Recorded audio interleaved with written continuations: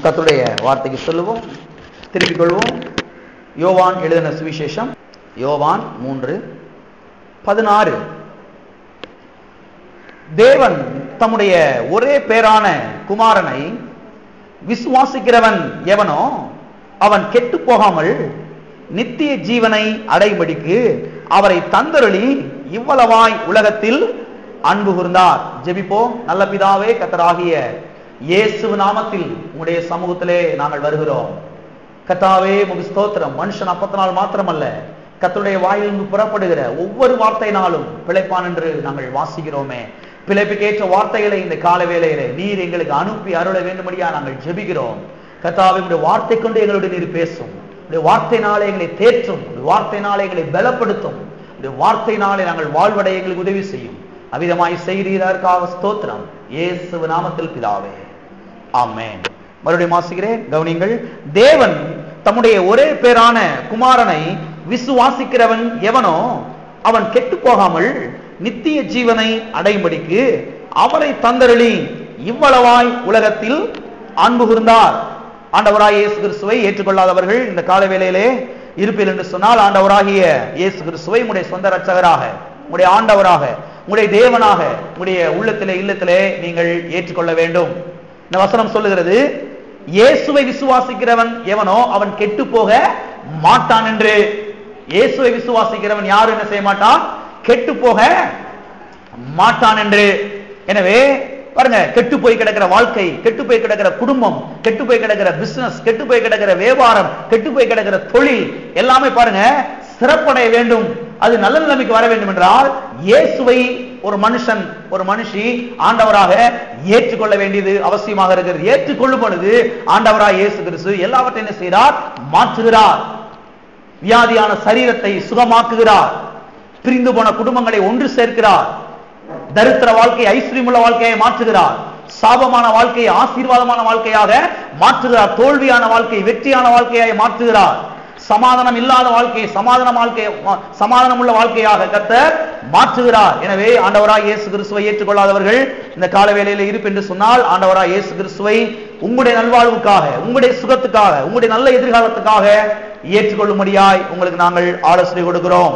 அது மட்டுமல்ல, கடந்த பல வாரங்களாக God is our Father, தேவன் நம்முடைய தகப்பன் என்ற தலைப்பிலே ஒரு தொடர் போதனையை நாம் ஞாயிற்றுக்கிழமை காலை ஆராதனைகளிலே நாம் பார்த்து கொண்டு வருகிறோம். அது மட்டுமல்ல, இப்பொழுது இதில் நம்முடைய தகப்பன் எப்படிப்பட்ட தகப்பனாக இருக்கிறார் என்பதை நாம் பார்த்து கொண்டு வருகிறோம். அவர் எப்படிப்பட்டவர், அவர் குணம் எப்படிப்பட்ட குணம், அவருடைய சுபாவம் எப்படிப்பட்ட சுபாவம், அவர் எப்படிப்பட்ட தன்மையுடையவராக இருக்கிறார் என்பதை நாம் பார்த்து கொண்டு வருகிறோம். திருப்பிக் கொள்வோம். எபேசியருக்கு எழுதின நிருபம், எபேசியர் 1ஆம் அதிகாரம் 17ஆம் வசனம். நம்முடைய கர்த்தராகிய இயேசு கிறிஸ்துவின் தேவனும் மகிமையின் பிதாவுமானவர் தம்மை நீங்கள் அறிந்து கொள்வதற்கான ஞானத்தையும் தெளிவையும் அளிக்கிற ஆவியை உங்களுக்கு தந்திரள வேண்டும் என்றும் வேண்டிக் கொள்கிறேன். இங்கே அப்போஸ்தலனாகிய பவுல் எபேசிய சபையின் விசுவாசிகளுக்காக ஜெபிக்கிறதை நாம் பார்க்கிறோம். என்ன ஜெபிக்கிறார்?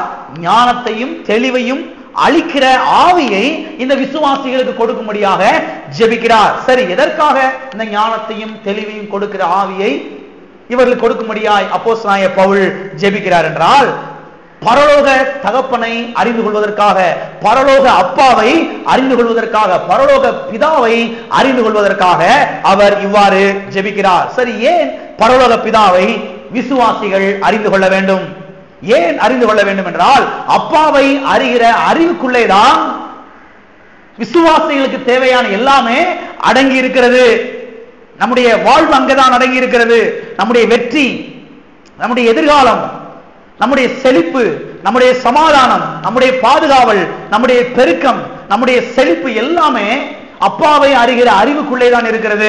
எனவேதான் அப்பாவை அறிந்து கொள்வதற்கு ஞானத்தையும் தெளிவையும் கொடுக்கிற ஆவியை விசுவாசிகள் ஒவ்வொருவருக்கும் தந்தருளும்படியாக இங்கே அப்போஸ்தலனாகிய பவுல் ஜெபிக்கிறதை நாம் பார்க்கிறோம். எனவே நாம் ஒவ்வொருவரும் அப்பாவை அறிகிற அறிவுக்காக இன்றைய நாட்களிலே நாம் ஜெபிக்க வேண்டியது அவசியமாக இருக்கிறது. தகப்பனே, உம்மை அறிந்து கொள்ள என்னுடைய மனதை பிரகாசமாக்கும், என் கண்களை திறந்தருளும், சத்தியத்தை நான் பார்க்க எனக்கு உதவி செய்யும், உம்மை அறிந்து கொள்ள, உம்மை புரிந்து கொள்ள, உம்மை இன்னார் என்பதை நான் கண்டுபிடித்துக் கொள்ள எனக்கு உதவி செய்யும் என்று அடிக்கடி நாம் ஜெபிக்க வேண்டியது அவசியமாக இருக்கிறது. எதற்காக ஜெபிக்கிறோமோ ஜெபிக்கவில்லையோ இதற்காக அதிகமாய் ஜெபிக்க வேண்டும், அடிக்கடி ஜெபிக்க வேண்டும். எல்லாரும் கரங்களை வைத்து சொல்லுவோம். தகப்பனே, உம்மை அறிந்து கொள்ள என்னுடைய மனதை திறந்தருளும், உம்மை வேத வாக்கியங்கள் மூலமாக அறிந்து கொள்ள என்னுடைய மனதை பிரகாசமாக்கும். ஆமென். அது மட்டுமல்ல, இப்பொழுது நம்முடைய தகப்பன் எப்படிப்பட்ட தகப்பனாக இருக்கிறார் என்பதற்கான 14வது காரியத்தை நாம் பார்த்து கொண்டு வருகிறோம். நம்முடைய அப்பா எப்படிப்பட்ட அப்பாவாக இருக்கிறார்? 14வது காரியம் என்ன? ஐஸ்வர்யத்தின் தகப்பன். நம்முடைய தகப்பன் தரித்திரத்தின் தகப்பன் அல்ல, நம்முடைய தகப்பன் ஐஸ்வர்யத்தின் தகப்பன். நம்முடைய தகப்பன் அளவற்ற ஐஸ்வர்யத்தை உடையவராக இருக்கிறார் என்பதை கடந்த வாரத்திலே நாம் பார்த்தோம்.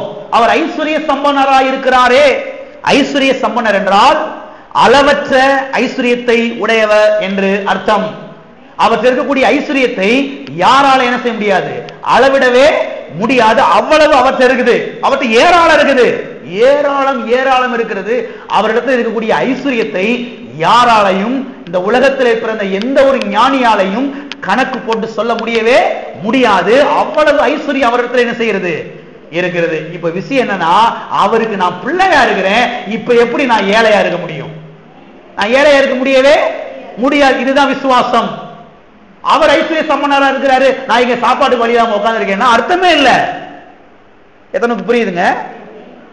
அவர் ஐஸ்வர்ய சம்பன்னர். எங்க அப்பா எவ்வளவு பெரிய ஆளு தெரியுமா? சரிப்பா, உங்க அப்பா எவ்வளவு பெரிய ஆளு, நீ என்னப்பா இப்படி இருக்கிற அப்படின்னு அர்த்தமே இல்ல. அப்பா எப்படி இருக்கிறாரோ அவரை போல கொஞ்சமாவது என்ன செய்யணும், இந்த பூமியில இருக்க வேண்டும். அப்ப பாருங்க, அவருடைய ஐஸ்வர்யம் நம்முடைய வாழ்க்கையில வந்து என்ன செய்ய வேண்டும், பலிக்க வேண்டும் என்பதை குறித்தெல்லாம் பாருங்க கடந்த வாரத்திலே நாம் பார்த்தோம். அவரோடு கூட ஐக்கியம் வைக்கும் பொழுது, அவரோடு கூட தொடர்பு கொள்ளும் பொழுது, அவரோடு கூட உறவாடும் பொழுது, அவரோடு கூட சஞ்சரிக்கும் பொழுது அவருடைய ஐஸ்வர்யம் நம்முடைய பங்கா என்ன செய்கிறது, மாறுகிறது என்பதை நாம் கடந்த வாரத்திலே பார்த்தோம். ஓகே, இதை தொடர்ந்து இன்னும் சில காரியங்களை இன்றைக்கு இந்த ஐஸ்வர்யத்தின் தகப்பனை குறித்து நாம் பார்க்கலாம். திருப்பிக் கொள்வோம். ஆகாய் தீர்க்கதரிசன புஸ்தகம், பழைய ஏற்பாட்டிலே ஆகாய் 2ஆம் அதிகாரம் 8ஆம் வசனம். வெள்ளியும் என்னுடையது, பொன்னும் என்னுடையது என்று சேனைகளின் கர்த்தர் சொல்லுகிறார். வெள்ளியும் என்னுடையது, பொன்னும் என்னுடையது என்று கர்த்தர் சொல்லுகிறார். கவனிங்க, நம்முடைய தேவன் ஐஸ்வர்யத்தின் தேவன் என்ற படம் நமக்குள்ளே இருக்கும் போதுதான் நம்முடைய வாழ்க்கையிலும் ஐஸ்வர்யத்தை நாம் காண முடியும். வாங்க, நம்முடைய தேவன் ஐஸ்வர்யத்தின் தேவன் என்கிற ஒரு படம் நமக்குள்ளே இருக்கும் போதுதான் நாமும் நம்முடைய வாழ்க்கையில் ஐஸ்வர்யத்தை காண முடியும். நம்முடைய தேவன் ஒரு ஏழை என்கிற ஒரு படம் நமக்குள்ளே இருக்குமானால் அவருக்கு எந்த ஒரு நஷ்டமும் வரப்போறது கிடையவே கிடையாது. நமக்கு தான் நஷ்டம். எத்தனை விளங்குச்சு? ஒரு விசுவாசி ஆண்டவர் ஏழை நான் ஏழை, ஆண்டவர் ஏழை நான் ஏழை அப்படி சொல்லிக்கிட்டு இந்த ஆள் ஏழையா இருந்தான்னா இப்ப யாருக்கு நஷ்டம்? இந்த விசுவாசிக்கு தான் நஷ்டம். அவருக்கு எந்த ஒரு நஷ்டம் கிடையவே கிடையாது. எனவேதான் பாருங்க, தேவனை குறித்த சரியான ஒரு படத்தை உடையவர்களாக நீங்கள் என்ன செய்ய வேண்டும், இருக்க வேண்டும். அது மட்டுமல்ல, நம்முடைய தேவன் ஒரு ஏழை என்ற படம் நமக்குள்ளே இருக்குமானால் நாம் எவ்வளவு வேண்டுமானாலும் ஜெபிக்கலாம், எவ்வளவு வேண்டுமானாலும் உபவாசிக்கலாம், எவ்வளவு வேண்டுமானாலும் கண்ணீர் சிந்தலாம், ஐஸ்வர்யத்தை நாம் பார்க்க முடியவே முடியாது. ஏன்னா இங்க உள்ள தேவனை குறித்த தவறான படம் இருக்குது. ஆண்டவர் ஒரு ஏழை அப்படிங்கிற ஒரு படம் இருக்குது. இந்த படம் இருக்கிறனால நீங்க போய் இப்ப எவ்வளவுதான் உட்கார்ந்து ஜெபம் பண்ணாலும் உங்க வாழ்க்கையில ஐஸ்வர்யம் வரவே வராது. அநேகர் பாருங்க, ஆண்டவர் ஏழை ஏழை ஏழை ஏழைன்னு சொல்லி பிரசங்கம் பண்றாங்க சபைகள்ல. ஆண்டவர் ஒரு ஏழை, நான் ஒரு ஏழை. ஆண்டவர் ஒரு ஏழை. ஆண்டவர் ஏழைன்னு யாருங்க சொன்னது உங்களுக்கு? ஆண்டவர் ஒரு ஏழை உங்களுக்கு யாரு சொன்னது? ஆண்டவர் ஏழை கிடையாதுங்க. அவர் ஐஸ்வர்ய சம்பன்னர். வானத்துக்கு பூமிக்கும் அவர் சொந்தக்காரர். ஆமென். வானத்துக்கு பூமிக்கு அவர் சொந்தக்காரர், ஓனர் அவர் தான். அவரை போய் எப்படி நீங்க ஏழைன்னு சொல்ல முடியும்? பாருங்க, அநேகர் பாருங்க ஆண்டவர் வந்து ஏழை ஆக்கிட்டு இருக்காங்க. இப்ப பார்த்துருக்கீங்களா? சிலருக்கு வந்து வழுக்க இருக்கும் தலையில, சிலருக்கு வழுக்க தலை இருக்கும். இப்ப இவங்களுக்கு கம்பெனிக்கு ஆள் தேடுவாங்க. நம்மள மாதிரியே வழுக்க இருக்க ஆளவா தேடுறது. முடி நிறைய வச்சிருக்க ஆளை கண்டா பிடிக்காது. முடி நிறைய வச்சிருக்க ஆளை கண்டா பிடிக்காது. பிடிக்காத மாத்திரம் இல்ல, வந்து சொல்றது உங்களுக்கு சீக்கிரம் வழுக்க விழுந்து நான் நினைக்கிறேன், உங்களுக்கு சீக்கிரம் வழுக்க விழுந்துரும் சொல்லி இவருக்கு வழுக்க மாட்டேனால ஊர்ல உள்ளவனுக்கு பூரா வழுக்க மாட்டேன் வரும்னு நினைக்கிறாரு. என்ன புத்தி பாருங்க. சொல்றது புரியுதா உங்களுக்கு? இவருக்கு வழுக்க மாட்டை வந்துருச்சு ஏதோ ஒரு காரணத்தினால, அது என்னமோ பண்ணாரு, வழுக்க மாட்டே ஆகி போச்சு. ஆனா இப்ப இவர் என்ன தேடுறாரு? ஊர்ல உள்ளவனுக்கு பூரா அவருடைய பார்வை பூரா எங்கதான் இருக்கும்? யாரு மண்டை வழுக்கையா இருக்கு, யாரு மண்டையில முடி இருக்குது, இப்படிதான் தேடுவாரு. அதாவது இவர் வந்து கம்பெனிக்கு ஆள் தேடுறாரு. இதை போல பாருங்க, ஆள் தேடுறது. நம்ம ஒரு ஏழைனா அப்புறம் ஏழை மாதிரியே ஆளை தேடுறது. இப்ப இவங்க என்ன பண்றாங்க? நான் ஏழையா இருக்கிறேன், இப்ப ஆண்டவர் மட்டும் ஐஸ்வர்யவனா இருக்கலாமா, அதனால ஏன் செஞ்சிருவோம் பேசாட்ட அவரை ஏழை ஆக்கிடுவோம். அவரை அப்ப இயேசு ஒரு ஏழை, நானும் ஒரு ஏழை, நான் மட்டும் ஏழையா இருக்கலாமா, அப்ப அவர் என்ன செய்யட்டும் ஏழையா இருக்குன்னு சொல்லி பிரசங்கத்தை அடிச்சு பிரசங்கம் பண்றது. அவர் ஒரு ஏழை, நானும் ஒரு ஏழை. என்னங்க புத்தி இது? வந்து அவர் எவ்வளவு பெரியவர், ஐஸ்வர்ய சம்பன்னர், அளவற்ற ஐஸ்வர்யத்தை உடையவர். அவர் இருக்கக்கூடிய ஐஸ்வர்யத்தை அளவே இட முடியாது, கணக்கே பார்க்க முடியாது, அவ்வளவு அவர்கிட்ட இருக்குது. அவரை போய் ஒரு ஏழை நம்ம சொன்னா அதனால அவருக்கு எந்த ஒரு நஷ்டம் கிடையவே கிடையாது. நமக்கு தான் நஷ்டம், நமக்கு தாங்க நஷ்டம். இன்னைக்கு அநேக சபைகள்ல தப்பா பிரசங்கம் பண்றாங்க. தப்பா பிரசங்கம் பண்ணி சபையில இருக்கிறவங்க பூரா ஏழை ஆக்கிடுறாங்க. அவங்களுடைய ட்ரெஸ், அவங்களுடைய எல்லாத்தையும் பார்த்தாவே ஐயோ பாவம் அப்படின்னு இருப்பாங்க. இப்ப அவங்க எல்லாம் பார்க்கும் போது நம்மளும் இப்படி ஆகுன்ற சில புத்தி நமக்கு வந்துடக்கூடாது. எல்லாம் இருக்கிறீங்களா? அப்படி வந்துடக்கூடாது. நம்ம யாரை பார்க்கணும்? கர்த்தரை பார்க்கணும். எனவே பாருங்க, சத்தியத்தை நாம் அறிந்து கொண்டு கர்த்தர் இன்னார் என்ற ஒரு வெளிச்சத்தை நாம் பெற்றுக்கொண்டு ஐஸ்வர்யத்தை சுதந்திரித்து தேவனுடைய நாமத்தை என்ன செய்ய வேண்டும்? மகிமைப்படுத்த வேண்டும். யாரை மகிமைப்படுத்தணும்? தேவனை மகிமைப்படுத்தணும். நான் ஒரு ஏழையா இருக்கும் போது தேவனுடைய நாம மகிமைப்படுகிறதை விட நான் ஐஸ்வர்யமான இருக்கும் பொழுது தேவனுடைய நாம 1000 மடங்கு மகிமைப்படுகிறது. ஆமென். பாருங்க, ஒரு ஏழை இருக்கிறாங்க வச்சுக்கோங்க, ஒரு ஏழை இருக்கிறாங்க. அந்த ஏழை ஆண்டவர் ஏற்றுக்கொண்டு ரட்சிக்கப்பட்டு சபைக்கு வர்றாங்க. வரும் பொழுது ஒரு சாப்பாடு கூட வழி இல்லாம, ஒரு உடுத்துற கூட ட்ரெஸ் இல்லாம, ஒரு நல்ல எதுவுமே இல்லாம வர்றாங்க. இப்ப இவங்க வந்து சத்தியத்தை கற்றுக்கொண்டு சத்தியத்தை விசுவாசித்து ஆசீர்வதிக்கப்பட்டு மேல எழும்பி வந்து நல்ல ஒரு வண்டியில ஒரு கார்ல இப்ப சர்ச்சுக்கு வந்தாங்கன்னா கர்த்தருடைய நாமம் மகிமைப்படும், மகிமைப்படாதா? அவங்க ஏழையா இருந்ததை விட இப்ப எத்தனை மடங்கு மகிமைப்படும் கர்த்தருடைய நாமம்? 1000 மடங்கு கர்த்தருடைய நாமம் மகிமைப்படும். அதான் சொல்றேன், இங்க இருக்கிற யாரும் ஏழையா இருக்கிறதுக்கு விருப்பப்படக்கூடாது. இங்க இருக்கிற யாரும் ஏழையா இருக்கிறதுக்கு விருப்பப்படக்கூடாது. அந்த சபைக்காரங்க இந்த சபைக்காரங்க எப்படி இருக்காங்க அதெல்லாம் பேசவே பேசாதீங்க. தேவனை பாருங்கள். உங்க அப்பா யாரு?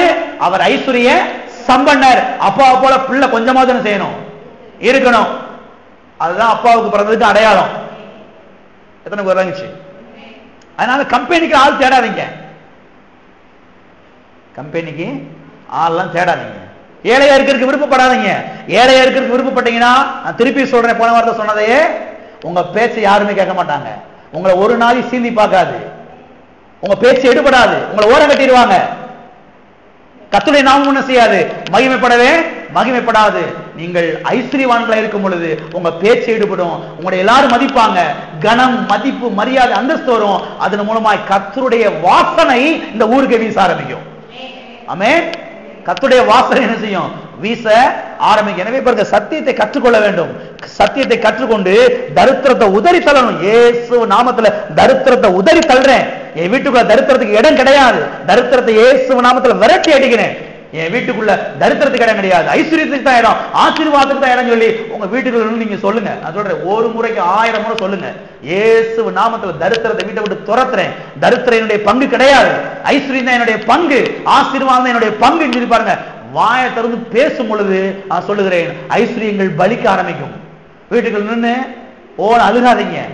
அது இல்லை இது இல்லைன்னு சொல்லி புலம்பாதீங்க. சட்டியை தூக்கி நிறுத்தி விளையாடாதீங்க, ஃபுட்பால் விளையாடாதீங்க வீட்டுக்குள்ள. அதெல்லாம் நிறுத்திட்டு, கர்த்தாவே உமக்கு ஸ்தோத்திரம், வார்த்தைகளை பார்க்க எனக்கு உதவி செய்யும், சத்தியத்தை பார்க்க எனக்கு உதவி செய்யும், கல்வாரியை பார்க்க எனக்கு உதவி செய்யும் ஆண்டவர் சொல்லி பாருங்க, விசுவாசித்து மேலே எழுப்பி வர வேண்டியது அவசியமாக இருக்கிறது. ஆமென். எத்தனை எழுப்பி வரல நினைக்கிறீங்க? நான் திருப்பி சொல்றேன், இங்க இருக்கிற யார் ஏழையா இருக்க கூடாது. அதுக்காக எவ்வளவு தூரம் பிரசங்கம் பண்ணிக்கிட்டு இருக்கிறோம். ஒரு சில வருஷங்கள்ல நீங்க பெரிய பெரிய ஆட்களா இருக்கணும் இந்த ஊர்ல. ஆமென். வாசிப்போம் மறுபடியும் அந்த வசனத்தை. ஆகாய், வாசிக்கிறேன். ஆகாய் 2:8. வெள்ளியும் என்னுடையது, பொன்னும் என்னுடையது என்று சேனைகளின் கர்த்தர் சொல்லுகிறார். சேனைகளின் கர்த்தர் சொல்லுகிறார். இது தமிழ்ல அப்படி ஒன்றும் கொஞ்சம் நல்லா இல்ல மாதிரி தெரியுது எனக்கு. அதனால ஆங்கிலத்தில் வந்து வாசிக்கிறேன் பாருங்க. ஆங்கிலத்தில் எப்படி வந்திருக்கு பாருங்க. All the silver, all the gold is mine, say the Lord of hosts. தமிழ்ல சொல்றேன், எல்லா வெள்ளியும் எல்லா பொன்னும் என்னுடையது என்று சேனைகளின் கர்த்தர் சொல்லுகிறார். அந்த எல்லா எல்லான்ற வார்த்தைங்க விட்டுட்டாங்க தமிழ்ல. பொண்ணு என்னுடையது வெள்ளி என்னுடையது போட்டாங்க தமிழ்ல. ஆனா ஆங்கிலத்தில் எப்படி போட்டிருக்குது? எல்லா வெள்ளியும் எல்லா பொன்னும் என்னுடையது என்று சேனைகளின் கர்த்தர் சொல்லுகிறார். கவனிங்க, எல்லா வெள்ளியும் எல்லா பொன்னும் சாத்தானுடையது என்று சத்தியவேதம் சொல்லல. சாத்தானுடையது என்று சத்தியவேதம் சொல்லல, அது கர்த்தருடையது என்று சத்தியவேதம் சொல்லுகிறது. எதுவும் புரிஞ்சு? அனைவரும் என்ன நினைக்கிறாங்கன்னா, வெள்ளி பொண்ணு என்று சொன்ன உடனேயே அநேக கிறிஸ்தவர்கள் என்ன நினைக்கிறாங்கன்னா, பிசாசு நினைக்கிறாங்க. வெள்ளியா பிசாசு, பொண்ணா அது பிசாசு. பிரதர் புத்தி சரியில்லை பிரதர், புத்தியை சரி பண்ணுங்க. நீங்க ஏதோ தவறான ஒரு இடத்துல இருக்கிறீங்க, முதல்ல அந்த இடத்தை விட்டு வெளியே வாங்க, அப்பதான் புத்தி சரியாகும். பாருங்க, அப்படியே போதிச்சு அடிச்சு பிரசங்கம் பண்ணி சபையில, வெள்ளியா தொட்டே பார்க்காத, தொட்டா நீ நரகத்துக்கு தான் போவ, பரலோகத்துக்கு போக மாட்டேன், பொண்ணை தொட்டே பார்க்காத அப்படின்னு சொல்லி அடிச்சு பிரசங்கம் பண்ணி பாருங்க, சபையில் இருக்கிற எல்லாரும் ஏழை, பாஸ்டரும் ஏழை, பாஸ்டரும் ஏழை, சபையில் இருக்கிற எல்லாருமே ஏழை. ஏன்னா வெள்ளி பொண்ணெல்லாம் யாருடையது? அது சாத்தானுடையது, அது பிசாசுடையது என்று போதிச்சிட்டாங்க. ஆனா பாருங்க, சத்தியவேதம் என்ன சொல்லுது? எல்லா வெள்ளியும் எல்லா பொண்ணும் யாருடையது? கர்த்தருடையது. எல்லாம் சொல்லுங்க, எல்லா வெள்ளியும் எல்லா பொண்ணும் கர்த்தருடையது. அநேக கிறிஸ்தவ விசுவாசிகள் வாழாமல் போனதுக்கு காரணம் இதுதான். எது காரணம்? வெள்ளி அது பிசாசுடையது, பொண்ணு அது குட்டி பிசாசுடையது, இப்படியே சொல்லி சொல்லி பிரசங்கம் பண்றது. அப்புறம் எப்படி மேல வர முடியும்? அருமையான தேவனுடைய பிள்ளைகளே, நம்முடைய தேவன் இன்னார் என்பதை புரிந்து கொள்ள வேண்டும். நம்முடைய தேவன் எல்லா வெள்ளிக்கும் எல்லா பொண்ணுக்கும் அவர் தான் சொந்தக்காரர், அவர் தான் ஓனர். அத முதல்ல மனதில் வைங்க. உங்க அப்பா யாரு? எல்லா வெள்ளிக்கும் எல்லா பொண்ணுக்கும் அவர் தான் ஓனர், அவர் தான் சொந்தக்காரர். இவன் போய் தோண்டி எடுத்து வித்துக்கிட்டு இருக்கான் கடையில, அவ்வளவுதான். ஆனா உண்மையான ஓனர் யாரு? நம்முடைய தேவன் தான். அது மட்டும் இல்ல, இதை புரிந்து கொண்டு எடுத்து கொள்ளாததினாலே தான் பிள்ளைகள் இதை அனுபவித்துக் கொண்டிருக்கிறார்கள். நல்லா கவனிங்க. எனக்கு வெள்ளி வேணாம், எனக்கு பொண்ணு வேணாம், இது பிசாசுடையது, இது பிசாசுடையன்னு சொல்லி சொல்லி இவங்க இப்படி பண்றதுனால இப்ப என்ன ஆயிடுது? இவங்கிட்ட வெள்ளியும் வர மாட்டேங்குது, பொண்ணு வர மாட்டேங்குது, பிள்ளைகள் எடுத்து நல்லா அனுபவிச்சுட்டு இருக்கிறாங்க. ஆனா உண்மையை யாரு அனுபவிக்கணும்? யாரு அனுபவிக்கணும்? நம்ம தாங்க அனுபவிக்கணும். அநேக சபைகள்ல தப்பா பிரசங்கம் பண்ணி எல்லாத்தையும் யார் எடுத்துட்டு போயிடுறா? அவங்க எடுத்துட்டு போயிடுறாங்க. அவங்க போட்டு நல்லா அனுபவிச்சுட்டு இருக்கிறாங்க. அப்புறம் உள்ளத்துல ஒரு பெரிய ஆசை, ஐயோ போடுறதுக்கு ஆசையா இருக்குதே, இந்த பாஸ்ட் வேற பிரசங்கம் பண்ணி போட விட மாட்டேன்றாரு, உள்ள வேகுது, போடவும் முடியல, போட்டா பாஸ்ட் தொலைச்சு போடுவாரு, சச்ச பக்கமே திரும்பி பார்க்காத ஓடி போட்டு மாற்றி விட்டுருவாரு, அந்த கத்துரை பந்தி திராசம் அப்பவும் திராசமும் தரவும் மாட்டாரு, ஓடி போட்டு பத்தி விட்டுருவாரு அப்படின்னு பயம், உள்ள வேதனை. எல்லாம் இருக்கிறீங்களா? ரொம்ப அமைதியா இருக்கிறீங்க. ஆகவே இங்கே வருகிறதாவது இதை புரிந்து கொண்டு இதை சுதந்திரித்து கர்த்தருடைய நாமத்தை என்ன செய்ய வேண்டும்? நீங்கள் மகிமைப்படுத்த வேண்டும். எல்லா வெள்ளியும் எல்லா பொண்ணும் எங்க அப்பாவுடையது. யாருடையது? இதை குறித்து நான் ரொம்ப சந்தோஷப்படுறேன். எந்த பிசாசு படைகளை, எந்த பிசாசு உருவாக்கல, இது பிசாசுடையதே கிடையாது. பிசாசுக்கு வெள்ளிக்கு பொண்ணுக்கு சம்பந்தம் கிடையவே கிடையாது. இது எங்க அப்பாவுடையது. ஆமென். அது மட்டுமல்ல, வெள்ளி பொண்ணு என்ற மாத்திரத்திலே அநேகர் தவறாக புரிந்து கொள்கிறார்கள். எப்படி என்றால், எல்லாம் கவனிச்சு வாங்க. எல்லாம் கவனிக்கிறீங்களா? யாரும் தூங்கலையே? எல்லாம் கவனிக்கிறீங்க இல்லையா? எப்படின்னா, எல்லாவற்றையும் எடுத்து கழுத்திலே மாட்டிக்கொள்வதைத்தான் இவர்கள் போதிக்கிறார்கள் என்று அநேகர் புரிந்து கொள்கிறார்கள். இப்ப நம்மளாம் பாருங்க, இந்த பிரசங்கம் பண்ற இல்லையா, வெள்ளி கர்த்தருடையது, பொண்ணு கர்த்தருடையது, ஐஸ்வர்யவான்களா இருக்க வேண்டும் எல்லாம் போதிக்கிறோம் இல்லையா? பாருங்க, இதை சிலர் தவறா புரிஞ்சுக்கிறாங்க. எப்படி புரிஞ்சுக்கிறாங்கன்னா, எல்லாத்தையும் எடுத்து கழுத்துல மாட்டிக்கிட்டு அப்படியே ரோடு ரோடா திரியதை பத்தி அவங்க எல்லாம் பிரசங்கம் பண்றாங்க அப்படின்னு பாருங்க, தவறாக புரிந்து கொள்கிறார்கள். இது தவறு.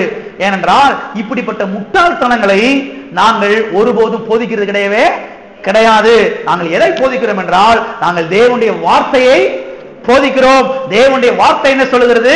எல்லா வெள்ளியும் எல்லா பொண்ணும் கர்த்தருடையது என்ன செய்கிறது சொல்லுகிறது. எனவே இதை விசுவாசிக்க வேண்டும், இதை சுதந்திரிக்க வேண்டும், கர்த்தருடைய நாமத்தை என்ன செய்ய வேண்டும்?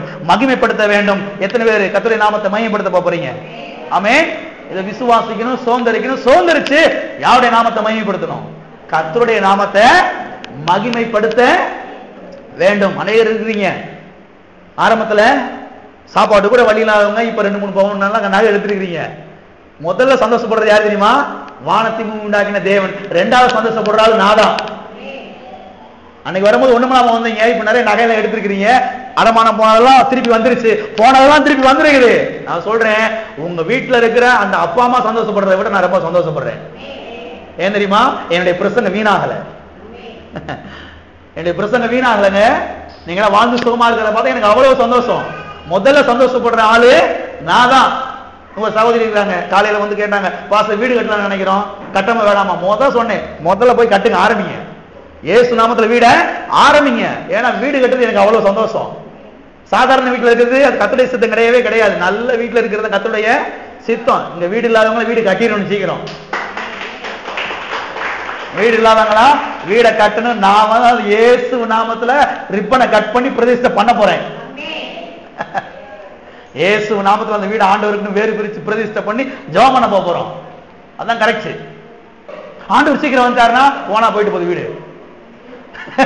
சிலருக்கு பயம் பாருங்க, ஆண்டவர் வந்துட்டாருன்னா எல்லாம் வேஸ்டா போயிடும். ஆண்டவர் வந்துட்டாரு சொல்லிக்கிட்டு இருக்க ஆட்கள் இன்னைக்கு காணிக்கை வாங்கிட்டு இருக்காங்க. நாங்க ஒரு பெரிய ஜப கூட்டம் நடத்துறதுக்கு பெரிய பில்டிங் கட்ட போறோம், சீக்கிரம் காணிக்கை அனுப்புங்க. ஆண்டவர் சீக்கிரம் வரப்போறாருன்னு மூச்சுக்கு 300 டிவில பிரசங்கம் பண்றீங்கல்ல, அப்புறம் எதுக்கு காணிக்கை வாங்குறீங்க பில்டிங் கட்டுறதுக்கு? தலைகளா இருக்கு பாருங்க அவங்க சொல்றது. டிவியில எங்க ஊழியத்துக்கு காணிக்கை அனுப்புங்க, ஏன்னா நாங்க ஒரு பெரிய பில்டிங் கட்ட போறோம். ஆண்டவர் வரப்போறாரு எப்போ வரப்போறாரு தெரியல சொல்லிவிட்டு அப்புறம் காணிக்கை வாங்குறதுக்கு அனௌன்ஸ் பண்றது. அது ஆண்டவர் வந்துருவாருங்க, அப்புறம் நீங்க பில்டிங் கட்டுறீங்கன்னா பாருங்க, பொறுத்த இருக்குதா ஏதாவது? அருமையான தேவனுடைய பிள்ளைகளே, சத்தியத்தை கற்றுக்கொள்ளுங்கள், நல்ல வீடை கட்டுங்க, நல்லா இருங்க. அதுதான் கர்த்தருடைய சித்தம். ஆமென். எத்தனை கர்த்தருடைய நாமத்தை மகிமைப்படுத்த போறீங்க? ஆமென்.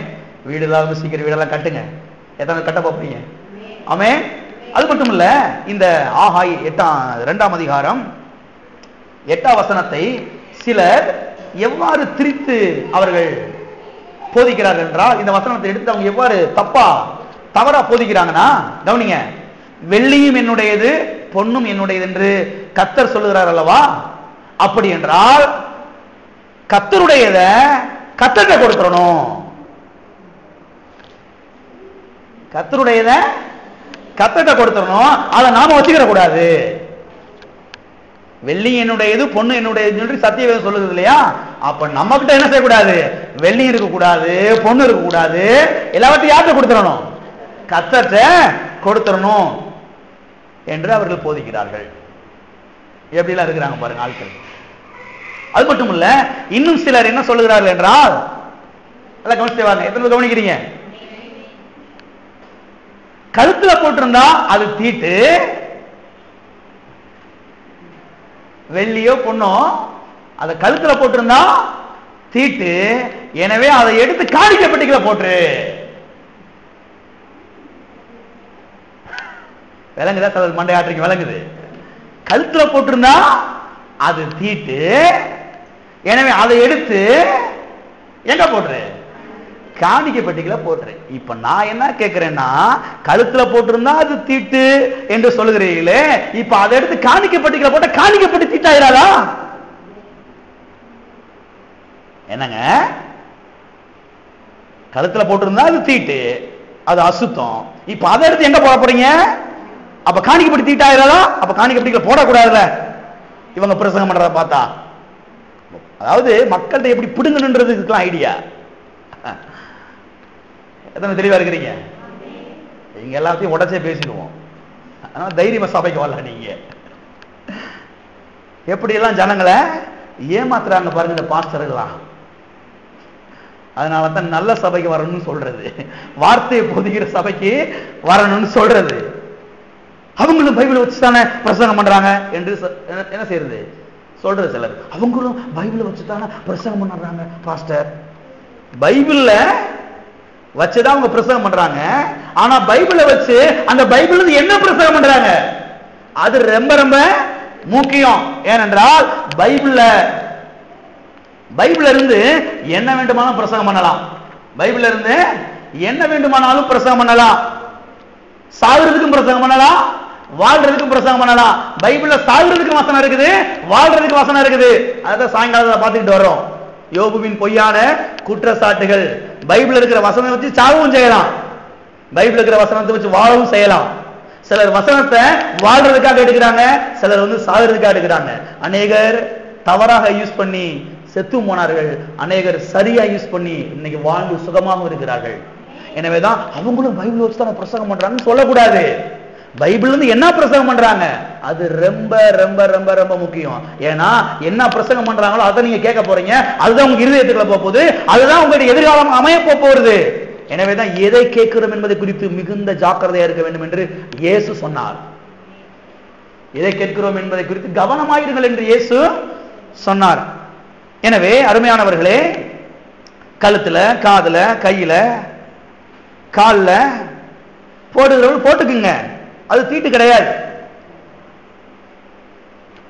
அது தீட்டு கிடையாது. அது மட்டும் இல்ல, எதையுமே போடாதவர்களை பார்த்தா அவர்களை அற்பமாகவும் எண்ணக்கூடாது, அவங்களை மேலைங்களே என்ன செய்யக்கூடாது. என்ன இப்படி ஒண்ணுமே இல்லாம வந்திருக்காங்க அப்படின்னு சொல்லி என்ன செய்யக்கூடாது, மேலைங்களையும் பார்க்கவும் கூடாது. ஏன்னா அது அவருடைய சொந்த விஷயம், அவருடைய தனிப்பட்ட விஷயம். எத்தனைக்கு புரியுது?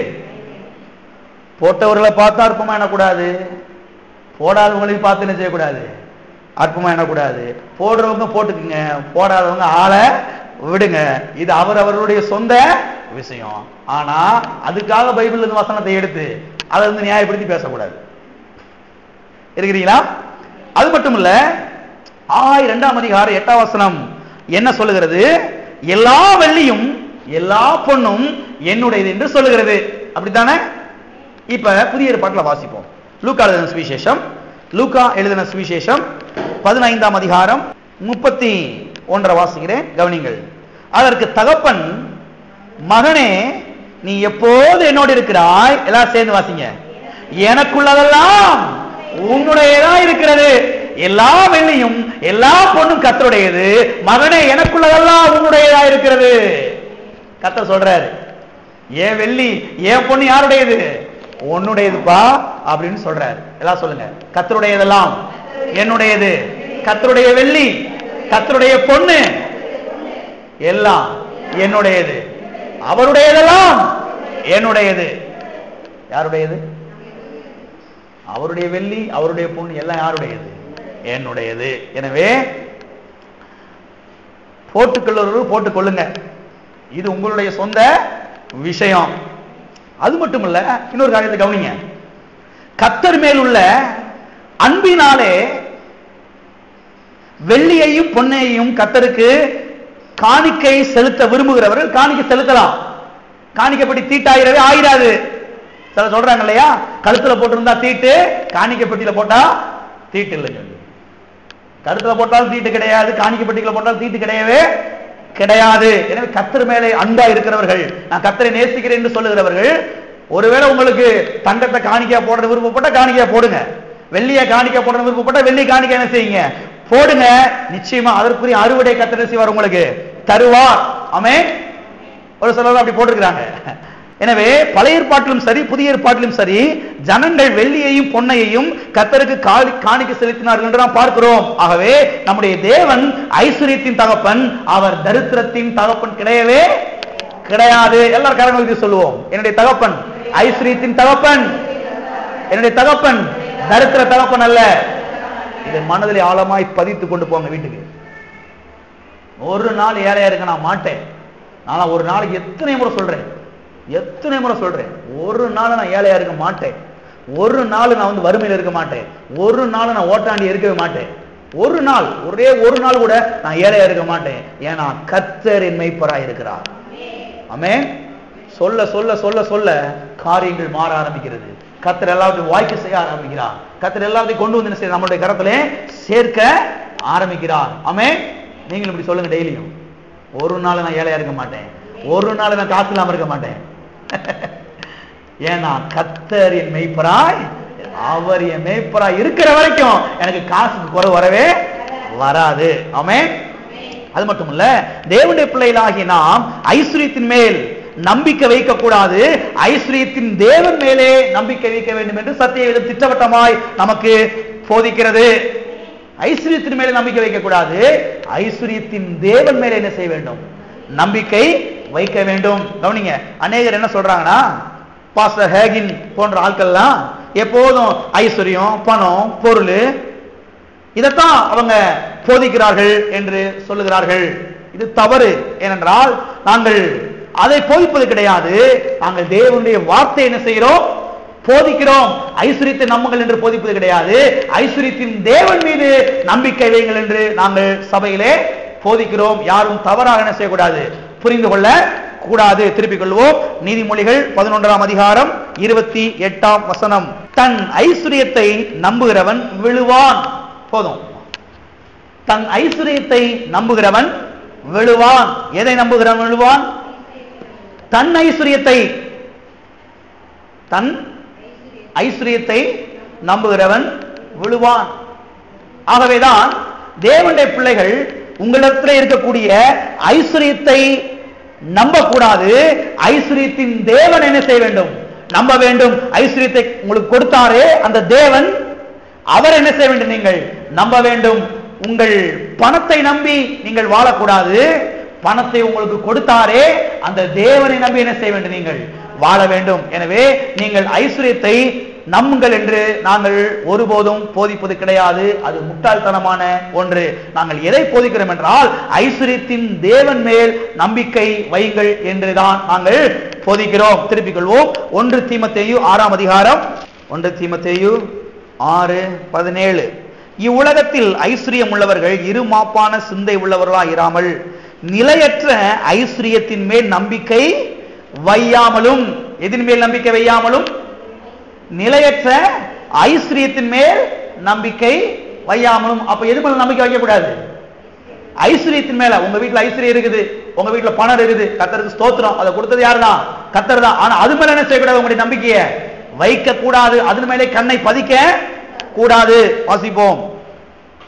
நாம் அனுபவிக்கிறதற்கு சகலவித நன்மைகளையும் நமக்கு சம்பூரணமாய் கொடுக்கிற ஜீவனுள்ள தேவன் மேல் நம்பிக்கை வைக்கவும். யார் மேல நம்பிக்கை வைக்க வேண்டும்? நாம் அனுபவிப்பதற்கு சகலவித நன்மைகளையும் நமக்கு சம்பூரணமாய் கொடுக்கிறாரே இந்த ஜீவனுள்ள தேவன், இந்த ஐஸ்வரியத்தின் தேவன், இந்த ஆசீர்வாதத்தின் தேவன், அவர் மேல் என்ன செய்ய வேண்டும்? நம்பிக்கை வைக்க வேண்டும். எனவே ஒரு காரியத்தை நீங்கள் தெளிவாக புரிந்து கொள்ள வேண்டும். ஐஸ்வரியத்தின் தேவன் மேல் ஒருவன் தன்னுடைய நம்பிக்கையை வைக்கும் போது அவன் தரித்திரனாய் இருக்க முடியவே முடியாது. ஐஸ்வரியத்தின் தேவன் மேல் ஒருவன் தன்னுடைய கண்களை பதிக்கும் போது அவன் ஏழையாய் இருக்க முடியவே முடியாது. ஐஸ்வரியத்தின் தேவன் மேல் ஒருவன் தன்னுடைய விசுவாசத்தை வைக்கும் பொழுது அவன் வறுமையில் இருக்க முடியவே முடியாது. எத்தனை புரிகிறது? நீங்கள் யாரும் நம்பிக்கை வச்சிருக்கிறீங்க? ஐஸ்வரியத்தின் மேலா, ஐஸ்வரியத்தின் தேவன் மேலா? ஐஸ்வரியத்தின் தேவன் மேல நம்பிக்கை வைக்க வேண்டும். ஒருவேளை இன்னைக்கு பணம் இல்லாம இருக்கலாம், ஒருவேளை உங்க வீட்டுல ஐஸ்வர்யம் இல்லாம இருக்கலாம், ஒருவேளை ஒரு சாதாரண நிலைமையில் நீங்க இருக்கலாம். ஆனா உங்க நம்பிக்கையில யார் மேலதான் இருக்கணும்?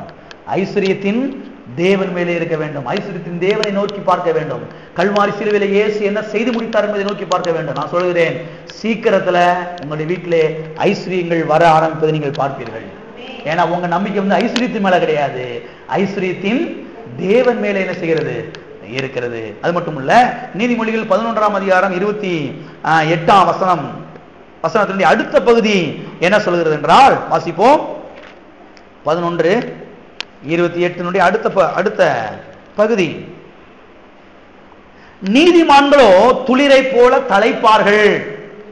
நீதிமான்களோ துளிரை போல தழைப்பார்கள்.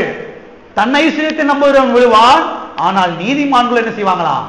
துளிரை போல தலைப்பார்களாம். கவனிங்க, ஏன் இந்த நீதிமான்கள் துளிரை போல தலைப்பார்கள்னா, நீதிமான்கள் ஜீவனுள்ள தேவன் மேலே விசுவாசத்தை வைத்திருக்கிறார்கள்.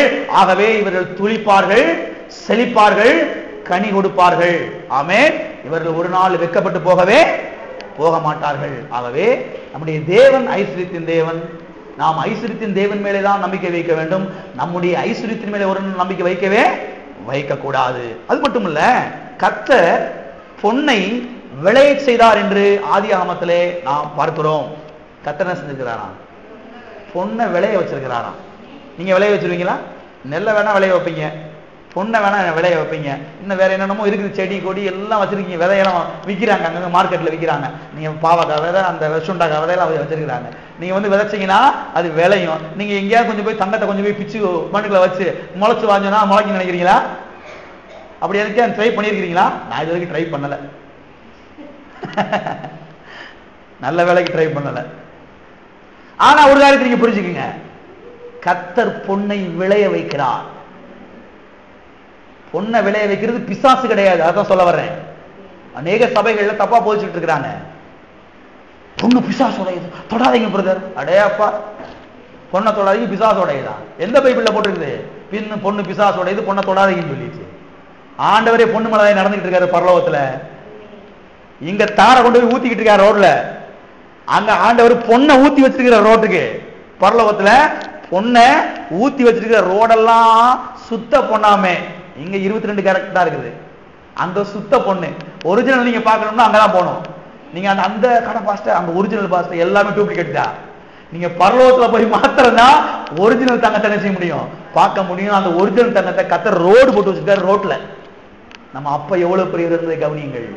நம்முடைய அப்பா ஒரு பிச்சைக்காரன் கிடையாது, நம்ம அப்பா ஒரு ஏழை கிடையாது. நாம் ஆராதிக்கிற நம்முடைய தேவன் வந்து ஒரு தரித்திரம் கிடையாது. நம்ம ஆராதிக்கிற நம்முடைய தேவன் அவர் அளவற்ற ஐஸ்வர்யத்தை உடையவராயிருக்கிறார். ஆமென். இந்த வெளிச்சம் எல்லாம் உள்ள வரும் பொழுது நான் சொல்றேன், நீங்க ஏழையா இருக்க முடியாது, ஏழையா இருக்கவே முடியாது. கர்த்தர் பெரிய காரியங்களை செய்வார் வாழ்க்கையில. அதனால தான் எடுத்து காண்பித்துக் கொண்டிருக்கிறேன். ஆதியாகமத்துல நாம் பார்க்கிறோம், பொன் விளைந்தது. என்ன விளைஞ்சிச்சு? ஏதாவது சொல்லுங்க. பொன் விளைந்தது.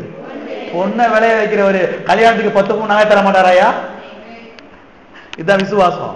பொண்ணை விளைய வைக்கிற கர்த்தர் என் பிள்ளை கல்யாணத்துக்கு ஒரு 20 பவுன் நகை, 50 பவுன் நகை, 100 பவுன் நகை தர மாட்டாரா? கர்த்தர் கொட்டுவார். ஆமென். வாசிப்போம். ஆதியாகமம் 2ஆம் அதிகாரம் 10ஆம் வசனத்தை வாசிக்கிற எல்லாரும் கவனிங்க. தோட்டத்துக்கு தண்ணீர் பாயும்படி ஏதேனிலிருந்து ஒரு நதி ஓடி அங்கே இருந்து பிரிந்து 4 பெரிய ஆறுகளாயிற்று. முதலாம் ஆற்றுக்கு பைசோன் என்று பெயர். அது ஆவிலா தேசம் முழுவதையும் சுற்றி ஓடும். அவ்விடத்திலே பொன் விளையும். எல்லாரும் உங்க பைபிள்ல குறிச்சு வைங்க பேனாவுல. அவ்விடத்திலே என்ன விளையும்? பொன் விளையும். என்ன விளையும்? பொன்னை விளைய வைக்கிறது கர்த்தர் தான், வெள்ளியை விளைய வைக்கிறது கர்த்தர் தான், இரும்பை விளைய வைக்கிறது கர்த்தர் தான், வெண்கலத்தை விளைய வைக்கிறது கர்த்தர் தான். மார்பிள் நீங்க சொல்றாங்களே பெரிய பெரிய மார்பிள், அந்த மார்பிளை விளைய வைக்கிறது யாருதான்? கர்த்தர் தான் என்பதை தெரிந்து கொள்ளுங்கள். நம்முடைய அப்பா மகா பெரிய ஐஸ்வர்யவான். இந்த மனதில் இந்த படத்தை வையுங்கள். கர்த்தர்னா ஒரு ஏழை என்ற ஒரு படத்தை மனதில் வைக்க கூடாது. போன வாரமே சொன்னேன், போட்டோ போட்டு ஒட்டி வச்சிருக்கிறாங்க வீட்டுல. ஒரு தாடி வளர்த்தவர், ஒரு தள்ளாடுற ஒரு கிழவை மாதிரி ஒரு குச்சியை குண்டிக்கிட்டு பக்கத்துல ஒரு சாவ பழக்க இருக்கக்கூடிய ஒரு ஆட்டுக்குட்டி, அந்த ஆட்டுக்குட்டியை பிடிச்சிக்கிட்டு அவரே தள்ளாட முடியாம அப்படியே இருக்கிற மாதிரி ஒரு படம். அவர் எழுதினாரு கிடையாதுங்க. இருக்கிறீங்களா? அது பாவம் எவன காலத்துக்கு விக்கெட் மீட்டரை காட்டி வரைஞ்சு வச்சுக்கு ஆசை போட்டு வாங்கிட்டு கிடக்கிறான். அது கிடையாது ஆண்டவர். நம்முடைய ஆண்டவர் யாரு என்பதை தெரிந்து கொள்ளுங்கள். பெரிய பெரிய மார்பிள் மலைன்னு சொல்றான். அந்த மலையெல்லாம் உருவாக்கினவர், அதை விளைய வைக்கிறவர் தான் நம்முடைய தேவன் என்பதை தெரிந்து கொள்ளுங்கள். இந்த படமெல்லாம் உள்ள வரும் பொழுது நான் சொல்றேன் மறுபடியும், நீங்க ஏழையா இருக்க முடியவே முடியாது. போகும்போது வரும்போது இதை சொல்லுங்க, கர்த்தாவே மகா பெரிய ஐஸ்வர்ய சம்பனர் நீர், உங்களுடைய ஆசீர்வாதங்கள் உங்களுடைய ஐஸ்வர்ய வாழ்க்கையில் வந்து பலிக்கட்ட ஆண்டவரே, பலிக்கு நிச்சயமாகவே. ஆமென். ஆகவே நம்முடைய தேவன் பொன்னை விளைய வைக்கிறவர். பொன்னை விளைய வைக்கிறது யாரு? தேவனா பிசாசா? சத்தத்தை காணோம். தேவனா பிசாசாங்க? பிசாசு கிடையாது என்பதை முதலாவது தெரிந்து கொள்ளுங்கள். பொன்னை விளைய வைக்கிறது கர்த்தர். அது மட்டும் இல்ல, ஆதாமு ஏவாளும் ஆண்டவர்கிட்ட போய் நெடுமுழங்கால் நின்று, ஆண்டவரே தயவு செய்து இந்த தோட்டத்துல கொஞ்சோன்னு பொண்ணை விளைய வைங்க ஆண்டவர் சொல்லி அவங்க உபவாசம் பண்ணி கேட்கல, எச்சி விழுந்தாமையும் கேட்கல. எத்தனை பேர் இருக்கிறீங்க? கத்தவும் இல்ல, கதறவும் இல்ல. ஆண்டவர் எப்படியாவது இந்த பொண்ணுன்னு சொல்றாங்க, என்னமோ அது எனக்கு என்னமோ தெரியல, கொஞ்சம் காமிங்களே, அப்படிலாம் கேட்கல. ஆதாமு வர்றதுக்கு முன்னாலேயே கர்த்தர் பொன்னை ஏதேன் தோட்டத்திலே விளைய வைத்தார். ஆதாமு பொண்ணு மேல நடந்துகிட்டு இருந்தான். பொண்ணு மேலதாங்க நடந்த ஆதாமு. அப்படித்தான் கர்த்தர் படைத்தார் என்பதை நீங்கள் திட்டமாய் தெரிந்து கொள்ளுங்கள். லிவிங் பைபிள் என்கிற ஒரு ஆங்கில மொழிபெயர்ப்பில் அப்படித்தான் எழுதப்பட்டிருக்கிறான். பொண்ணு அங்க கடஞ்சான் பாருங்க, உருண்டையே கடஞ்சான் ஏதேன் தோட்டத்துல, ஆத்து ஓரத்துல. அவன் நடந்து தெரிஞ்சானா பாருங்க. ஒரு பெரிய விஷயமே கிடையாது. நம்முடைய தேவன் யார் என்பதை நீங்கள் புரிந்து கொள்ளுங்கள். நம்முடைய தேவன் ஒரு ஓட்டாண்டி கிடையாது. நம்முடைய தேவன் அவர் ஐஸ்வர்ய சம்பன்னர். ஆமென். ஆகவே ஆதாம் ஏவாளும் கெஞ்சி கெதறி ஜெபம் பண்ணி உபவாசம் இருந்து கத்தி, ஆண்டவரே கொஞ்சம் பொண்ணை கொடுங்க சொல்லி கேட்டனால ஏதேன் தோட்டத்துல கர்த்தர் பொண்ணை வைக்கல. இவன் கேட்காமலே கர்த்தர் முன்கூட்டியே போட்டு வச்சாருங்க. இதுதான் நம்முடைய ஆண்டவர். இப்ப நான் என்ன கேட்கிறேன்னா, பொண்ணை விளைய வைத்த கர்த்தர் உங்க பிள்ளையுடைய திருமணத்துக்கு நகையை கொடுப்பது எவ்வளவு நிச்சயம். ஆமென். நிச்சயம் தருவார். உங்களுக்கு தருவார், உங்க பிள்ளைக்கும் தருவாரு. நீங்களும் போட்டுக்கங்க, உங்க பிள்ளைக்கும் போட்டுக்கங்க, போங்க. ஆமென். ஏனென்றால் சத்திய வேதம் சொல்லுகிறது. வாசிப்போம், ரோமர் எழுதின நிருபம், ரோமர் 8:32. தம்முடைய சொந்த குமாரன் என்றும் பாராமல் நம்ம எல்லாருக்காகவும் அவரை ஒப்பு கொடுத்தவர், அவரோடு கூட மற்ற எல்லாவற்றையும் நமக்கு கொடுக்காதிருப்பது எப்படி? அருளாதிருப்பது எப்படி? இந்த வசனம் என்ன சொல்லுகிறது? தம்முடைய சொந்த குமாரனையே நமக்காக சிலுவையில் ஒப்பு கொடுத்தவர், அவரோடு கூட மற்ற எல்லாவற்றையும் நமக்கு அருளுவார் என்று சொல்லுகிறது.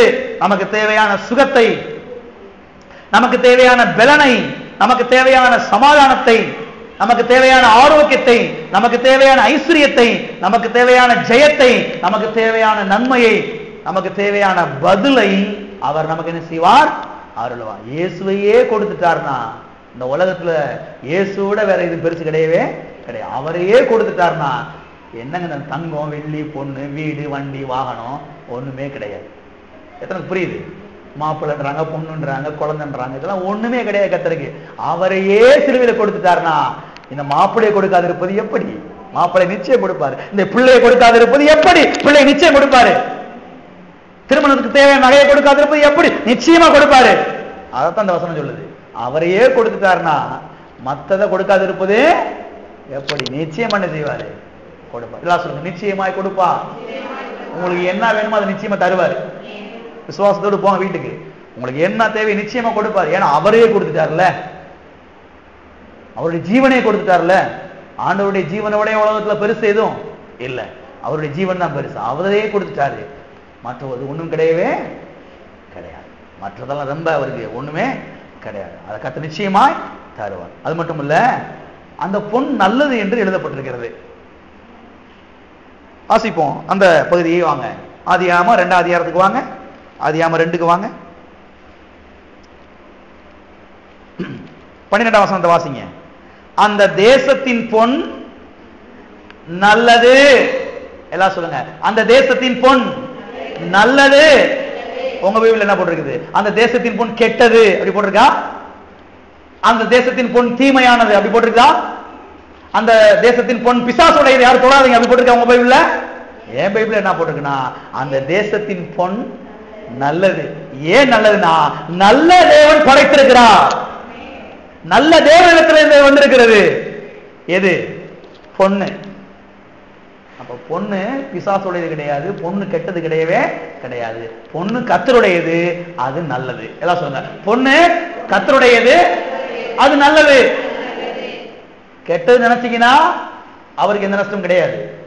மறுபடியும் சொல்றேன், அநேக சபைகள் தப்பா போச்சு வச்சிருக்காங்க. பொண்ணு கெட்டது, பொண்ணு தீமையானது, பொண்ணை தொடக்கூடாது நீங்க சொன்னீங்கன்னா இதனால ஆண்டவருக்கு எந்த ஒரு நஷ்டம் வரப்போறது கிடையவே கிடையாது. நஷ்டப்பட போறது நீங்க தான். ஆகவே பொண்ணை விளைய வைக்கிறது கர்த்தர் தான், பொண்ணை நமக்கு கொடுக்கிறது கர்த்தர் தான். அது நல்லது, அது நல்லது, அது கெட்டது கிடையவே கிடையாது. கர்த்தர் உங்களுக்கு நல்லதை சிக்க வைப்பாராக. பாஸ்டர், அந்த பொண்ணு சிக்கவே மாட்டேங்குது பாஸ்டர். சிக்கும் என்று இயேசு சொல்லுகிறார். எத்தனை விசுவாசிக்கிறீங்க? கர்த்தர் எனக்கு சிக்க வைப்பாரு. எனக்கு தேவையான எல்லாவற்றையும் மாப்பிள்ளைய கர்த்தர் சிக்க வைப்பாரு. ஆமென். பொண்ணை கர்த்தர் சிக்க வைப்பாரு, தங்கத்தையும் சிக்க வைப்பாரு, பொண்ணையும் சிக்க வைப்பாரு. மகனுக்கு தேவையான நல்ல பொண்ணையும் சிக்க வைப்பாரு, பொண்ணையும் சிக்க வைப்பாரு, எல்லாவற்றையும் அவரை சிக்க வைப்பாரு. நீங்க விசுவாசிக்கணும் கர்த்தரை. ஆமென். எத்தனை பேர் இருக்கிறீங்க? அது மட்டும் இல்ல, தேவ தயவு வெள்ளியையும் பொன்னையும் நமக்கு சிக்க வைக்கிறது, ஐஸ்வர்யத்தை நமக்கு சிக்க வைக்கிறது என்று சத்தியவேதத்திலே நாம் பார்க்கிறோம். இந்த வெள்ளியும் பொன்னையும் சிக்க வைக்கிறது யாருங்க? கர்த்தர் அவருடைய தயவு தான் சிக்க வைக்கிறது. வாசிப்போம் சங்கீதம் 105:37 அப்பொழுது அவர்களை வெள்ளியோடும் பொன்னோடும் புறப்பட பண்ணினார், அவர்கள் கோத்திரங்களில் பலவீனப்பட்டவன் ஒருவனும் இருந்ததில்லை. இங்கே இஸ்ரவேல் ஜனங்களை குறித்து நாம் வாசிக்கிறோம். கர்த்தர் இஸ்ரவேல் ஜனங்களை வெறுங்கையோடு புறப்பட பண்ணல. கர்த்தர் எப்படி புறப்பட பண்ணினாராம்? வெள்ளியோடும் பொன்னோடும் புறப்பட பண்ணினாராம். எல்லாம் சொல்லுங்க, வெள்ளியோடும் பொன்னோடும் புறப்பட பண்ணினார். வெள்ளி ஆகாது பொண்ணு ஆகாது அப்படின்னா அப்புறம் கர்த்தர் வெள்ளியும் பொண்ணும் உங்க கையில கொடுத்து அவங்கள புறப்பட வைக்கணும்? யோசிச்சு பார்த்துருக்கீங்களா? என்னைக்காலும் யோசிச்சு பாருங்க. வெள்ளியும் பொண்ணு ஆகாது, கூடவே கூடாது, அது தொட்டே பார்க்க கூடாதுன்னா அப்புறம் எதுக்காக கர்த்தர் வெள்ளியும் பொண்ணையும் இஸ்ரவேல் மக்களுடைய கையில கொடுத்து அவங்கள புறப்பட பண்ணணும்? உங்களை புறப்பட வச்சது யாரு? கர்த்தர். வெறுங்கையோடு புறப்பட வைக்கல, வெள்ளியும் பொண்ணையும் கர்த்தர் செஞ்சாரு, கொடுத்து புறப்பட வச்சாரு. சரி, இந்த வெள்ளியும் பொண்ணும் இவர்களுக்கு எவ்வாறு கிடைத்தது? எவ்வாறு கிடைச்சது தெரியுமா? தேவன் எகிப்தியரின் கண்களிலே இஸ்ரவேல் மக்களுக்கு தயவு கிடைக்க செய்தார். என்ன செஞ்சாரு? தயவு கிடைக்க செஞ்சார். வாசிப்போம் யாத்திராகமம் 12. யாத்திராகமம் 12:35-36 மோசே சொல்லியிருந்தபடி இஸ்ரவேல் ஜனங்கள் எகிப்தியரிடத்தில் வெள்ளி உடைமைகளையும் பொன்னு உடைமைகளையும் வஸ்திரங்களையும் கேட்டார்கள். கர்த்தர் ஜனங்களுக்கு எகிப்தியரின் கண்களில் தயவு கிடைக்கும்படி செய்ததினால், என்ன செய்ததினால்? தயவு. அந்த வார்த்தையை கவனிங்க.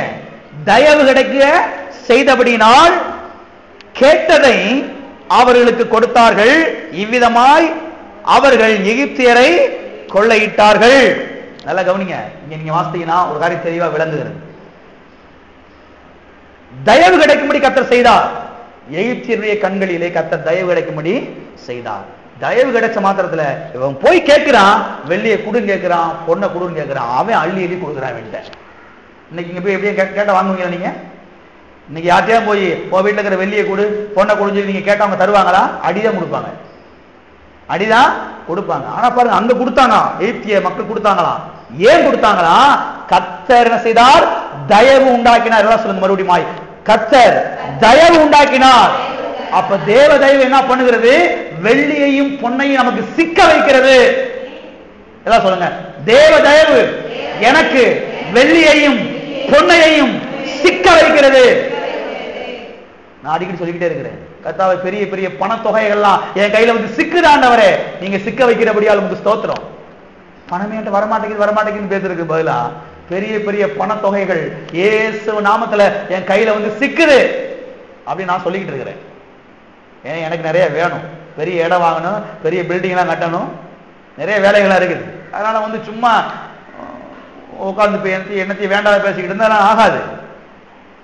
பெரிய இடம் வாங்கணும், பெரிய பில்டிங் கட்டணும், கர்த்தரை ஆராதிக்கிறதுக்கு அப்ப நிறைய பணம் தேவைப்படுது. அப்ப பாருங்க, இதெல்லாம் விசுவாசத்தான் வரப்போகுது. ஒன்றும் வராது, இது பாவம், இது தீட்டு, இது அப்படின்னு சொல்லி பேசிங்கன்னா ஒன்றும் வராமல் போயிடும். வெள்ளியையும் பொண்ணையும் யார் சிக்க வைக்கிறா? கர்த்தர் சிக்க வைக்கிறாரு. நீங்க சொல்லிக்கிட்டே போங்க வீட்டுக்கு போகும்போது, கர்த்தாவே வெள்ளியும் பொன்னையும் பணத்தையும் நீர் எனக்கு சிக்க வைக்கிறபடியால் உமக்கு ஸ்தோத்திரம். உலகத்தான் சொல்லிக்கிட்டு இருக்கான், அந்த பணம் தாங்க வரமாட்டேங்குது, உனக்கு வராமே போயிடும். ஆனா நான் சொல்றேன் எனக்கு சிக்கும் சொல்லி, எனக்கு நிச்சயமா சிக்கும். ஏன்னா இயேசு சிக்க வைப்பாரு. ஆமென். சிக்கும் போது ஒரே கட்டா கட்டிடலாம், கடனை பூரா அடைச்சு முடிச்சிடும். அப்படித்தான் கர்த்தர் பண்றாரு. ஒரு காரியத்தை நீங்கள் புரிந்து கொள்ளணும். எகிப்திய மக்கள் இருக்காங்களே, இந்த மக்கள் ஏற்கனவே அழுதுகிட்டு இருக்கிறாங்க. இந்த படத்தை நீங்க மனதில் கொண்டு வாங்க. ஏன் அழுதுகிட்டு இருக்கான்னா, ஒவ்வொரு வீட்லையும் மூத்த பிள்ளை செத்து போச்சு. இந்த இதை போய் நீங்க வீட்டில் வாசித்து பாருங்க. வீட்டுல எல்லா எகிப்தியருடைய பிள்ளைகள், எல்லா எகிப்தியருடைய வீட்லையும் மூத்த பிள்ளை ஆண் பிள்ளை செத்து போச்சு. தலை பிள்ளை செத்து போச்சு. தலை பிள்ளை அது ஆண் பிள்ளை செத்து போச்சு. வீட்டுல போட்டு அழுதுகிட்டு இருக்கிறான். இந்த சூழ்நிலையில போய் நீங்க வெள்ளியும் பூனையும் கேட்ட தருவானா? சிந்திக்க வேண்டியது அவசியமா இருக்கிறது. சும்மா கேட்டா தரமாட்டான், அடிதான் போடுவான். வீட்டுல மூத்த பிள்ளை செத்து போச்சுங்க, தலைப்புல செத்து போச்சு, அது ஆம்பளை போய் செத்து போயிட்டான். வீட்டுக்கு வீடு, எல்லா வீட்லையும் பார்வோன் முதற்கொண்டு அடிமை பெண் வரைக்கும் இருக்கக்கூடிய எல்லார் வீட்லையும் மூத்த பிள்ளை அது ஆண் பிள்ளை செத்து போச்சு. இந்த சூழ்நிலையில நீங்க வெள்ளியும் பொண்ணையும் குடுறான்னு சொல்லி போய் கேட்டீங்கன்னா தருவானா? அவன் தந்தான் வேதம் சொல்லுகிறது. அள்ளி குடிச்சான். நீ இடத்தை காலி பண்ணி இந்த ஊரை விட்டு முதல்ல வெளியே போன்னு சொல்றான். இங்கே சொல்லப்பட்டிருக்கிறது, தயவு கிடைக்க செய்தபடினாலே. அதனால நான் சொல்றேன், பணமே வராது, அந்த இடத்துல இருந்து கர்த்தர் கொண்டு வருவார் பணத்தை. ஆமென். இவன் தரவே மாட்டான், மண்டையில தட்டி கொடுக்க வைப்பாரு. ஆமென். அதுதான் என்னதுங்க, தேவன் நான் தரவே மாட்டேன், நீ தந்துதான் ஆகணும். ஏன்னா தேவன் கொடுக்கும்படி கட்டளை கொடுத்திருக்கிறார். தேவன் தயவு உண்டாகி இருக்கிறாரு. அதனால நீங்க பாருங்க, முட்டி மோதி உருண்டுகிட்டு இருக்காதீங்க. இன்னொன்னு தெரியல பாஸ்டர், ஒரு மாதிரி உளராதீங்க. கடந்து உளரல விட்டுவிட்டு, கர்த்தாவே தேவ தயவு எனக்கு பணத்தை கொண்டு வருகிறபடியால் ஸ்தோத்திரம். நான் திருமணத்தை எப்படி முடிக்க போறேன்? தேவ தயவு எனக்கு பணத்தை கொண்டு வரும். அந்த வீடு எப்படி கட்டி முடிக்க போறேன்? தேவ தயவு எனக்கு பணத்தை கொண்டு வரும். ஆமென். ஸ்கூல் ஃபீஸ் எப்படி கட்ட போறேன்? தேவ தயவு எனக்கு கொண்டு வரும். காலேஜ் ஃபீஸ் எப்படி கட்ட போறேன்? தேவ தயவு எனக்கு பணத்தை கொண்டு வரும். ஆமென். விசுவாசிக்கிறீங்க? இப்படிதாங்க போனோம். தேவ தயவு எனக்கு ஆச்சரியமா இருக்குது. தலைப்புல செத்து போச்சுங்க வீட்டுக்குள்ள, ஒவ்வொரு வீட்லயும், ஒவ்வொரு வீட்லயும் செத்து போச்சு. அழுதுகிட்டு இருக்கா மடியில போட்டு. இந்த சூழ்நிலையில போய் நீங்க வெள்ளிய குடுறா பொண்ணை குடுறான்னு கேட்டா அவன் தருவானா? அவன் சொல்றான், இந்த முதல்ல பிடிச்சுக்க, இடத்தை காலி பண்ண போ. தேவன் தயவு உண்டாக்கினான். வராத இடத்துல இருந்து, இங்க இருந்து வரவே வராது அப்படின்ற இடத்துல இருந்து கர்த்தர் கொண்டு வந்து சேர்ப்பார் பணத்தை உங்களுடைய கையிலே. ஆமென். தேவனுடைய பெரிய தயையினாலே செல்வமாய் வாழ்ந்தார்கள் என்று நெகேமியாவின் புஸ்தகம் 9ஆம் அதிகாரம் 25ஆம் வசனம் சொல்லுகிறது. தேவனுடைய பெரிய தயையினாலே செல்வமாய் வாழ்ந்தார்கள். அவங்களுடைய திறமனால அல்ல, அவங்களுடைய கெட்டிக்காரத்தனத்தினால அல்ல, அவங்களுடைய புத்தினால இல்ல, அவருடைய ஞானத்தினால இல்ல, 10 ஷிப்ட் 15 ஷிப்ட் நைட்டும் போதும் மாறி மாறி பார்த்தனால கிடையாது. தேவனுடைய பெரிய தயையினாலே இஸ்ரவேல் மக்கள் செல்வமாய் வாழ்ந்தார்கள். அதே தேவ தயவு இன்னைக்கு என் மேலேயும் உங்க மேல இருக்குது. ஆமென். அதே தேவ தயவு என்னை உங்களையும் செல்வமாய் வாழ வைக்கும். செல்வமாய் வாழ வைக்கும்.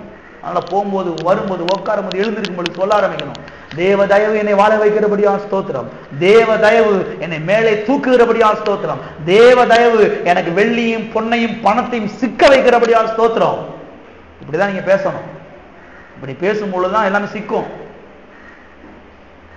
வாயை உம்முன்னு வச்சுக்கிட்டு தானும் தப்பு, வேண்டாத பேசினாலும் தப்பு.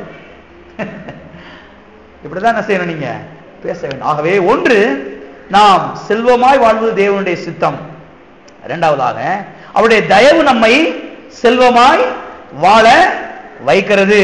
எனவே உம்முடைய தயையினாலே என்னை செல்வமாய் வாழ வையும் என்று அடிக்கடி நாம் சொல்ல வேண்டியது அவசியமாக இருக்கிறது. எத்தனை இருக்கிறீங்க? ஆமென்.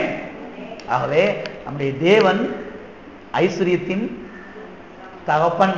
அவர் ஐஸ்வர்ய சம்பன்னர். அவர் ஏழை கிடையாது, அவர் ஒரு பரதேசி கிடையாது, அவர் ஒரு பண்டாரம் கிடையாது, அவர் ஒரு ஏழை கிடையாது, அவர் ஒரு ஓட்டாண்டி கிடையாது. நாம் ஆராதிக்கிற நம்முடைய தேவன் அவர் ஐஸ்வர்ய சம்பன்னர். ஐஸ்வர்ய சம்பன்னர் என்றால் என்ன அர்த்தம்? அளவற்ற ஐஸ்வர்யத்தை உடையவர் என்று அர்த்தம். அவர் இருக்கக்கூடிய ஐஸ்வர்யத்தை அளவிடவே முடியாது. அவருடைய பிள்ளை நானு. இப்ப கர்த்தர் சொல்றாரு, என்னுடைய வெள்ளி, என்னுடைய பொண்ணு, என்னுடைய எல்லாம் உன்னுடையது. நீ விசுவாசிப்பாயானால் இது உன்னுடையதா என்ன செய்யும்? பலிக்க ஆரம்பிக்கும். ஆமென். எத்தனை பேர் இருக்கிறீங்க?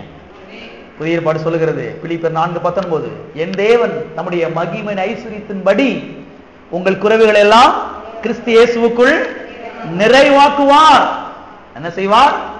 நிறைவாக்குவார். கரெக்டா கொடுப்பார். அப்படி இல்லை, கரெக்டா கொடுப்பார் பாஸ்டர், அப்படிலாம் கிடையாது.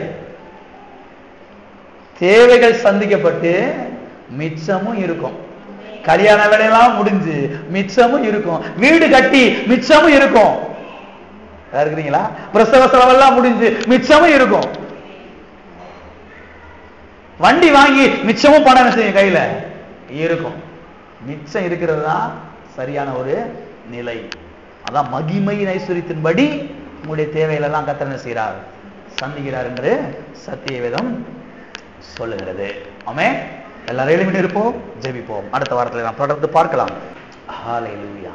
எல்லாரும் நான் ஆராதிக்கிற என்னுடைய தேவன் அவர் ஐஸ்வரிய சம்பன்னர். எல்லா வெள்ளியும் எல்லா பொன்னும் கர்த்தருடையது. அவர் பொன்னை விளைய வைக்கிறவர். அந்த பொன் நல்லது. நான் ஐஸ்வரியத்தின் மேல நம்பிக்கை வைக்கிறவன் கிடையாது. ஐஸ்வரியத்தின் தேவன் மேலே நம்பிக்கை வைக்கிற மனுஷன். தேவ தயவு எனக்கு ஐஸ்வரியத்தை கொண்டு வருகிறது. எனக்கு வெள்ளியும் பொன்னையும் தேவ தயவு கொண்டு வருகிறது. நான் போய் நைட்டும் போலும் தேடி அலைஞ்சு கண்டுபிடிக்க போறது கிடையாது. தேவ தயவு என்கிட்ட கொண்டு வந்து அதை சேர்க்குது. தேவ தயவு எனக்கு தேவையான பணத்தை, எனக்கு தேவையான வெள்ளிய பொண்ணை தேவ தயவு கொண்டு வந்து ஏன் கரத்துல சேர்க்குது. தேவ தயவு கொண்டு வந்து சேர்க்குது. கர்த்தாவே உமக்கு ஸ்தோத்திரம். ஸ்தோத்திரம் ஆண்டவரே, உமக்கு நன்றி, உமக்கு நன்றி, உமக்கு நன்றி கர்த்தாவே, உமக்கு நன்றி, உமக்கு நன்றி, உமக்கு நன்றி,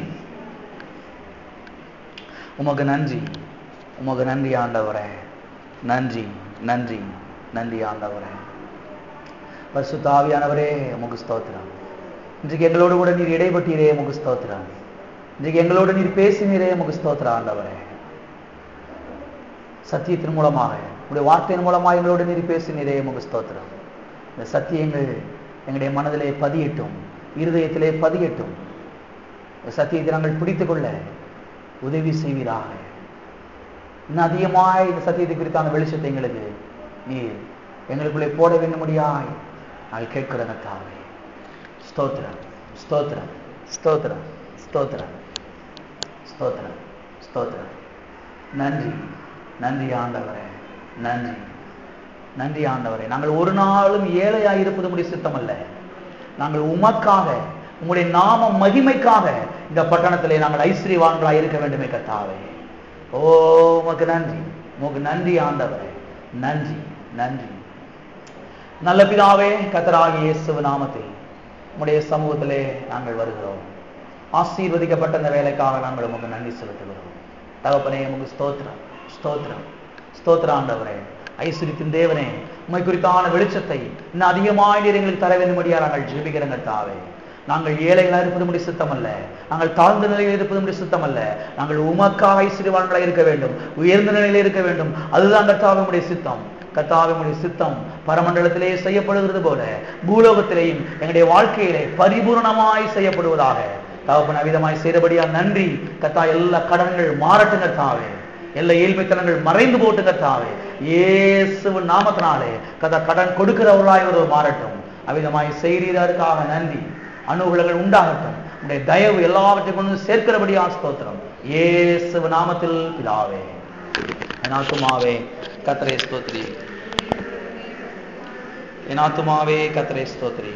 கர்த்தர் செய்த சகல உபகாரங்களையும் நம்முடைய கர்த்தராகிய இயேசு கிறிஸ்துவின் கிருபையும் பிதாவாகிய தேவனுடைய அன்பும் பரிசுத்த ஆவியானவருடைய அந்யோன்ய ஐக்கியமும் இப்போதும் எப்போதும் நம் அனைவரோடும் கூட சதா காலங்களிலும் இருப்பதாக.